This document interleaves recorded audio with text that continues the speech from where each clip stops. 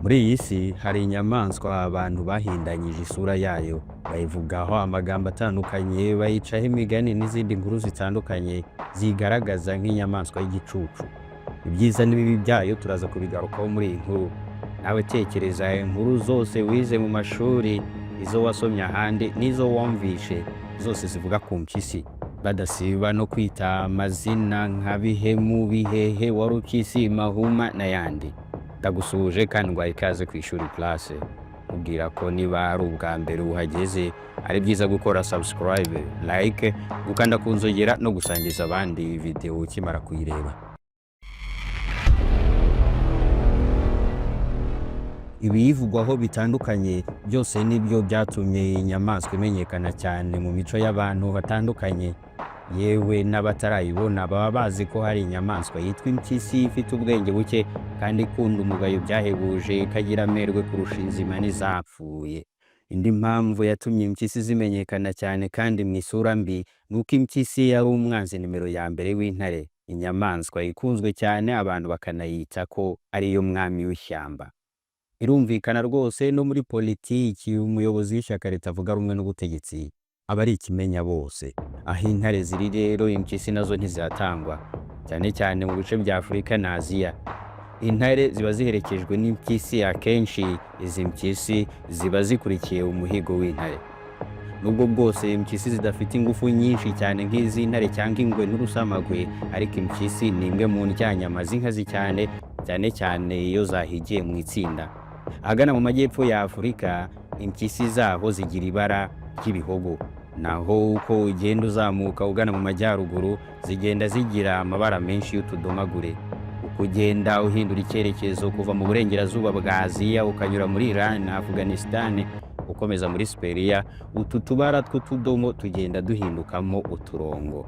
Zitandukanye n'izindi nyamaswa cyane kuko imiterere yazo igenwa n'agace zibamo kandi ziboneka mu duce twinshi tutanahuje imiterere, nko mu mashyamba yo hafi ya Equateur, mu misozi miremire, mu bukonje bukomeye bwa Siberia, mu butayu bushyuha cyane nk'ubwa Arabia Saudite. Aho hose impyisi urayihasanga.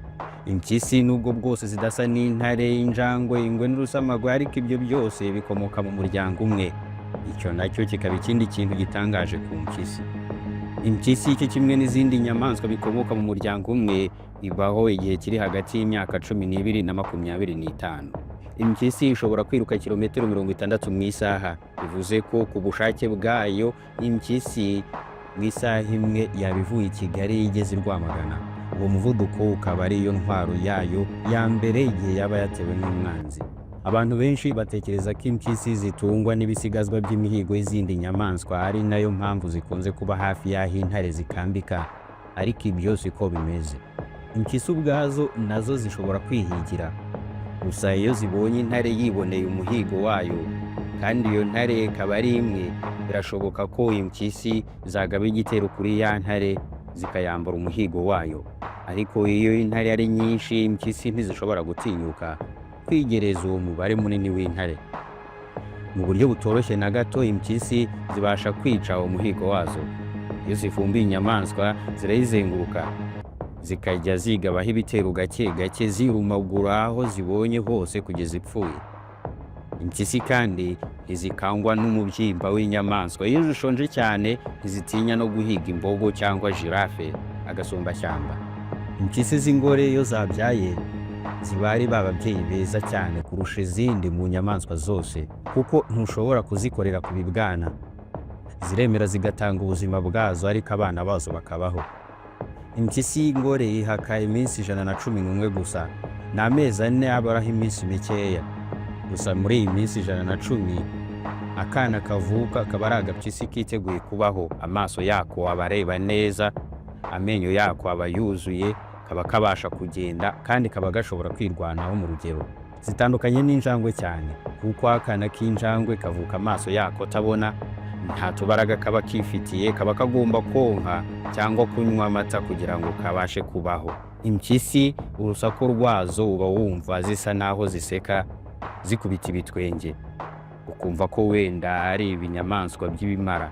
Si uko bimeze rwose, ahubwo mu ishuri ryazo ziba ari inyaryenge zikomeye cyane. Abahanga benshi ahubwo bemeza ko impyisi zirusha ubwenge izindi nyamaswa zose bikomoka mu muryango umwe, kuko ubwenge bwazo wabugereranya n'ubwa shimpanzi. Impyisi zifite ubushobozi bwo kwikiza ibibazo bizugarije, kandi zikorera mu matsinda cyane, kandi iryo tsinda rikaba rifite iziyoboye muri zo. Iyo ngiyo iba iyoboye ingenzi zayo mu itsinda bayita alpha. Iyi ngiyi igomba kuba izirusha zose amahane, izirusha ibigango, izirusha ubwenge, kandi izirusha ububasha bwose bushoboka. Iyo zitegura kugaba igitero cyangwa se zigabwaho igitero, alpha ireba umubare n'ubushobozi bw'umwanzi, ikareba niba itsinda ryayo ryarusyaho. Iyo isanze umwanzi ari mwinshi kuzirusha, ihita ibwira ingenzi zayo zikiruka buri yose igakiza amagara yayo. Naho iyo isanze umwanzi ari muke kandi kumutsinda bishoboka, irazibwira iti nimwatake, maze ubwo intambara igatangira. Inyamaswa zose zigendera mu matsinda ziba zifite alpha, umutegetsi wazo. Impyisi buri gihe iba iyoboye ni impyisi y'ingore. Impyisi y'ingabo ntishobora na rimwe kuziyobora. Impyisi y'ingabo nta jambo na ritoya igira mu muryango w'impyisi.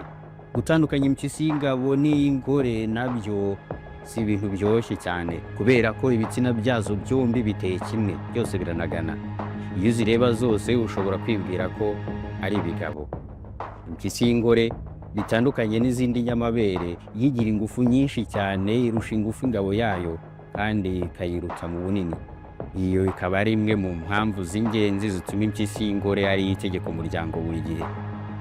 Kugeza ku myaka 7 y'amavuko, impyisi iba imaze gukura mu gihagararo kandi no mu bwenge, iba imaze gukura ku buryo no guhiga iba imaze kubimenya neza.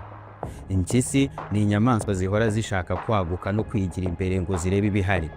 Ntabwo zikunda kwicara hamwe, ziba zishaka guhora zigenda zikavumbura ahantu hashyashya. Iyi ni nayo mpamvu zisanga ahantu hose kandi hanafite imiterere itandukanye. Iyo umuntu ataza kubaho umenya isi barigaruriwe n'impyisi, izindi nyamaswa zikavira mwaho. Twabivuze ko umutegetsi w'itsinda ry'impyisi agomba kuba ari impyisi y'ingore. Mu itsinda ryazo iyo ziri ku murongo, imbere hagomba kuba alpha, hagakurikiraho izindi ngore, hagakurikiraho utwana, iz'ingabo zikaza inyuma. Iyo ziramutse zibonye umuhigo, izigomba kubanza kuryaho ni ingore. Iyo zihaze hakurikiraho utwana. Utwana natwo tumaze kurya, niba hari ibyasigaye ingabo zirarya. Niba nta cyasigaye ubwo ziraburara cyangwa zikabwirirwa, zigumana inzara yazo. Iyo hagize impyisi y'ingabo ishaka gutera amahane ngo nayo ibe yarya ku muhigo, ingore n'abana batarahaga, ihura n'uruva gusenya, irakubitwa kakahava. Yareba nabi ikomeje kwikarakasa ikahasiga ubuzima. Izindi nyamaswa zigira ijwi ryumvikana kandi risobanutse, ariko ijwi ry'impyisi nta kigenda. Ziba zijwigira wumva zisa n'iziseka, ariko ziba zifite icyo zishaka kumvikanisha. Ziba zigaragaza ko hari igikorwa zirimo gukora kandi ko zihangayitse. Urugero, hari nk'inyamaswa ziba zazengurutse zishaka kuyirya. Naho iyo zihuma, hari ubutumwa ziba zirimo guhereza ingenzi zazo. Mu muryango w'impyisi, impyisi y'ingabo nta jambo n'agaciro igira uretse kumvira amategeko y'ingore gusa. Nta n'amahitamo iba ifite yo kwihitiramo iyo bisenzanya. Ingore niyo yihitiramo ikigabo bisenzanya. Iyo ngabo nayo nta yandi mahitamo iba ifite uretse kumvira. Iyo itumviye irakabona.